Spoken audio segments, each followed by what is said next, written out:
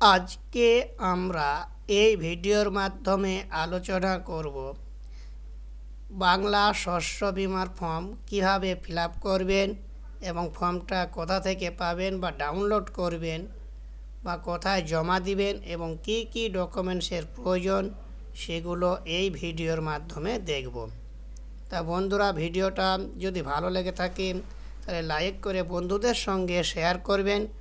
আমাদের সাথে যুক্ত থাকার জন্য, পরবর্তী নেক্সট আপডেট পাওয়ার জন্য চ্যানেলটিকে সাবস্ক্রাইব করে পাশে বেল আইকনে প্রেস করবেন।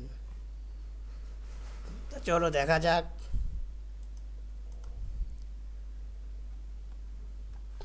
আমরা এটা দেখতে পাচ্ছেন বাংলা শস্য বীমা খরিফ 2024 মরশুম ধান।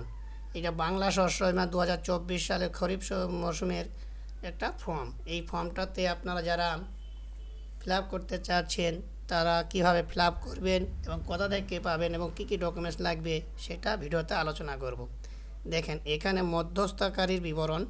এই মধ্যস্থতাকারী বিবরণে আপনাকে কিছু লিখতে হবে না, এটা ফাঁকা থেকে যাবে। তারপর নিচের দিকে দেখেন কৃষকের নাম। এখানে দেখতে পাচ্ছেন কৃষকের নাম। এখানে আপনাকে কৃষকের নামটা লিখতে হবে। তারপর দেখেন পিতা, মাতা, স্বামী, অভিভাবকের নাম। যেটা আপনি লিখবেন সেটার মাথাতে আপনি টিক চিহ্ন দিবেন, দিয়ে গার্জেনের নামটা এখানে লিখে দিবেন। তারপরে দেখেন বয়স। এখানে বয়সটাকে আপনাকে লিখে দিতে হবে। তারপরে আপনার লিঙ্গটাকে সিলেক্ট করে দিতে হবে। স্ত্রী পুরুষ হলে সেটা টিক চিহ্ন দিবেন। ভোটার কার্ডের এপিক নাম্বার আবশ্যিক। ভোটার কার্ডের নাম্বারটা অবশ্যই লাগবে। ভোটার কার্ডের নাম্বারটা অবশ্যই লাগবে। তারপর দেখেন জাতি, সাধারণ, তপশিলি জাতি, তপশিলি উপজাতি, ওবিসি, যেটা হবে আপনি সেটাকে টিক চিহ্ন মেরে দিবেন। তারপর দেখেন মোবাইল নাম্বার। একটা মোবাইল নাম্বার এখানে এন্ট্রি করে দিবেন। আধার নাম্বার আবশ্যিক। কৃষকের যার নামে ফর্মটা ফিল আপ করবেন আধার নাম্বারটা কিন্তু অবশ্যই লাগবে। তারপর বসবাসের ঠিকানা, মৌজা, গ্রামের নাম। এখানে মৌজা বা গ্রামের নামটা এখানে এন্ট্রি করে দিবেন। পঞ্চায়েত, কোন পঞ্চায়েতের আন্ডারে বসবাস করেন সেই পঞ্চায়েতের নামটা এখানে লিখে দিবেন। তারপরে দেখেন ব্লক। ব্লকটা আপনি এখানে লিখে দিবেন। জেলা লিখে দিবেন। তারপর দেখেন কেসিসি আছে, হ্যাঁ আর না। যদি কিষাণ ক্রেডিট কার্ড থাকে তাহলে আপনাকে হ্যাঁ দিতে হবে, আর যদি না থাকে তাহলে ন দিতে হবে। তারপর দেখেন কৃষক বন্ধু আইডি। যদি কৃষক বন্ধু আইডি থাকে তাহলে এখানে লিখে দিবেন, আর যদি না থাকে তাহলে লিখবেন না। যদি কৃষক বন্ধু টাকা পায় কিন্তু কৃষক বন্ধু আইডিটা তার জানা নাই, তাহলে আপনি সেই আইডিটা কীভাবে বের করবেন? তার জন্য আপনাকে মাটির কথা অফিসিয়াল ওয়েবসাইটে চলে আসতে হবে। এখানে দেখেন অনেক কিছু আছে। এখানে দেখবেন কৃষক বন্ধু অপশান আছে। এই কৃষক বন্ধু অপশানে আপনি ক্লিক করবেন। কৃষক বন্ধু অপশানে ক্লিক করার পর আপনি দেখতে হবে নিচের দিকে কৃষক বন্ধু সম্পর্কিত তথ্য, নথিভুক্ত কৃষকের তথ্য। এই নথিভুক্ত কৃষকের তথ্যে আপনি ক্লিক করবেন। এখানে ক্লিক করার পর আপনি দেখতে পাবেন সিলেক্ট অপশন। এখানে voter card, Aadhaar card, bank account, mobile number দিয়ে আপনি এখানে যেটা সিলেক্ট করবেন, ভোটার কার্ড দিলে আপনি ভোটার কার্ডের নাম্বারটা এখানে লিখে দিবেন। তারপর আপনি আই এম নট এ রোবটে ক্লিক করে এগিয়ে সার্চ বাটনে ক্লিক করবেন। এখানে কৃষক বন্ধু আইডিটা আপনার দেখা যাবে।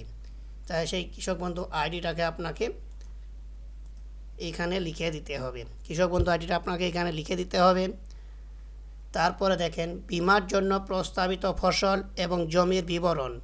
অধিক দাগের জন্য অতিরিক্ত ফর্ম ব্যবহার করতে হবে। দেখেন অধিসূচিত ফসলের নাম, এটা লেখায় ফর্মে যে আছে ধান, সেই ধানটা এখানে লেখা আছে। অধিসূচিত এলাকা, আপনার জমিটা কোন এলাকার মধ্যে পড়ছে সেটা আপনাকে এখানে লিখতে হবে। যেমন ব্লক, গ্রাম পঞ্চায়েত, আপনার মৌজার নাম এবং জের নাম্বারটা এখানে লিখতে হবে। খতিয়ান নাম্বারটা লিখে দিবেন। দাগ নম্বর যদি একটা খতিয়ানে অনেক থাকে সেই দাগ নম্বরগুলো একটা সরু সরু করে লিখে দিবেন। বীমার জন্য প্রস্তাবিত এলাকা একরে, আপনার জায়গাটা কতটুক সেটা একরে লিখতে হবে। জমির নিজস্ব জমি না ভাগ চাষি না ভাড়া নেওয়া সেটা আপনাকে লিখতে হবে। ফসল রোপণের সম্ভাব্য রোপণের তারিখ, এখানে এটা না লিখলেও হবে। যদি আপনার একাধিক জমি থাকে একাধিক ব্লকে, সেটা আপনি এভাবে ফর্মটা ফিল আপ করে নেবেন। তারপরে নিচের দিকে স্ক্রল করে দেখতে পাবেন কৃষকের ব্যাংকের বিবরণ আধার সংযুক্ত অ্যাকাউন্ট, মানে কৃষকের যে অ্যাকাউন্ট নাম্বারটা দিবেন সেই অ্যাকাউন্টে যেন আধার কার্ডটা সংযুক্ত থাকে। এখানে দেখেন কৃষকের নাম ব্যাংকের পাসবই অনুযায়ী, ব্যাংকের পাসবইয়ে যেটা আছে সেই নামটা আপনি এখানে লিখে দিবেন। ব্যাংকের নাম, সেই ব্যাংক কোন ব্যাংকের অ্যাকাউন্ট সেই ব্যাংকের নামটা এখানে লিখে দিবেন। তারপর দেখেন ব্রাঞ্চের নাম, আপনি ব্রাঞ্চের নামটা এখানে উল্লেখ করে দিবেন। অ্যাকাউন্ট নাম্বারটা আপনি লিখে দিবেন। আইএফএসসি কোডটা এখানে ঘরে লিখে দিবেন। অ্যাকাউন্টের ধরন, অ্যাকাউন্টটা সেভিংস না কারেন্ট সেটা আপনি এখানে লিখে দিবেন। তারপরে নিচের দিকে দেখেন কৃষকদের দাখিলযোগ্য নথি বাধ্যতামূলক। এবার কি কি ডকুমেন্টস লাগবে সেটা দেখেন, ডকুমেন্টসের প্রয়োজন সেটা দেখে নেন। কেওয়াইসি নথি, ভোটার আইডি কার্ড এবং আধার কার্ড। ভোটার আইডি কার্ড এবং আধার কার্ড এই দুটোই লাগবে। তারপর দেখেন 2 নম্বরে পাসবইয়ের কপি সমেত ব্যাংক অ্যাকাউন্ট নাম্বার। ব্যাংকের পাসবই যেটা প্রথম পেজ আছে, যেটাকে আপনার নাম, আইএফসি কোড, অ্যাকাউন্ট নাম্বারটা লেখা আছে, সেই পেজটা জেরক্স লাগবে। তারপর দেখেন খতিয়ান